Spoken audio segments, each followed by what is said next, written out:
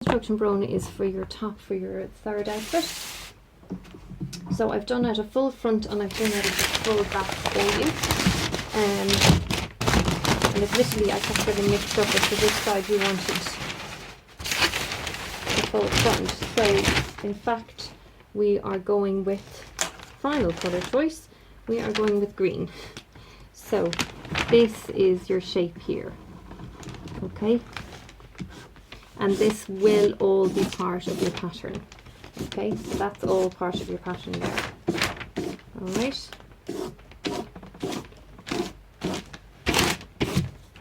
So all you had to do there is I've done at the full front, lined them up. Excuse that line, that shouldn't be there. So you've literally just put a curve in here on the front. That's all you've had to do on the front. And as I say, all of this becomes part of your actual pattern piece. Okay, so hopefully that makes sense there. You will cut that out in fabric and you will cut it out in lining. You'll stiffen your neckline like you did on your top, and do your collar and everything exactly the same as you did on your top. So I don't have to show you any of that. You can go back to the construction of your top to figure out how you did that. You can choose, I've left my side seams straight. I don't know if you want them slightly tapered like we did in the skirt. If you do, again, just follow the construction on how to taper on the skirt. Obviously, again, you need to decide on your length. I literally just went by my skirt block because, again, I don't know how long you actually want it.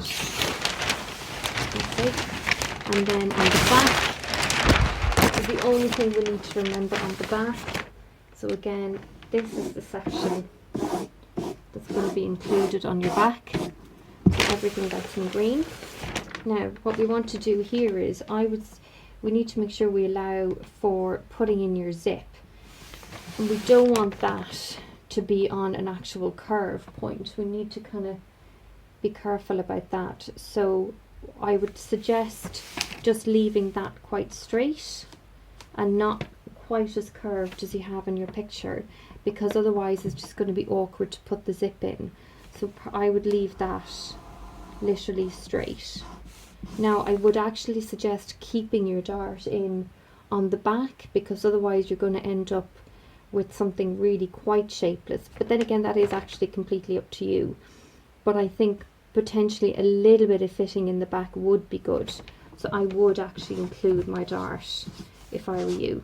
I think it'll just give it a little bit more shape. And again, you know how to do the neck for the collar, as again you can do that from the front. It wasn't clear from your sketch either if you wanted a cap sleeve or not.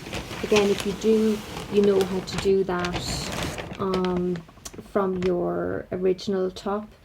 If you don't want a cap sleeve, I would suggest just bringing your shoulder in a little fraction. Now obviously you have your 1 centimetre dart to contend with anyway, so what we'll do is we'll take that off to start off with, so just to get rid of your shoulder dart. And then I would suggest maybe bringing that in just about another 1.5 centimetres on the back armhole, just to give it a little bit of shape, because otherwise it just kind of looks funny if you leave it at that point. So I would bring the armhole in just to give it a bit of shape, and again do that on the front as well. Okay.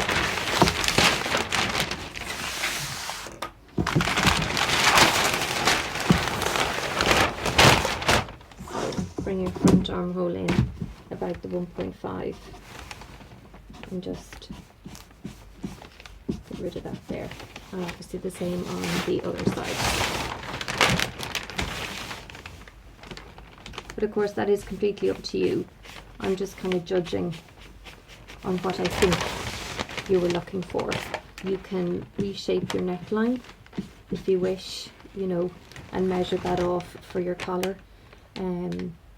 So if you have any questions, give me a shout. But I'm just going to open that again just to have another little look at what I've done.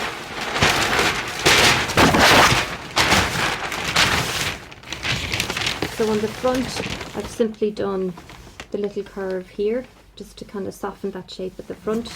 But on the back, I've left it square because it just makes it easier if we have to put the zip in. Other than that, you decide if you want it tapered, you decide if you want the length, you decide if you want a cap sleeve or a slightly cut in armhole. And any questions, give me a shout.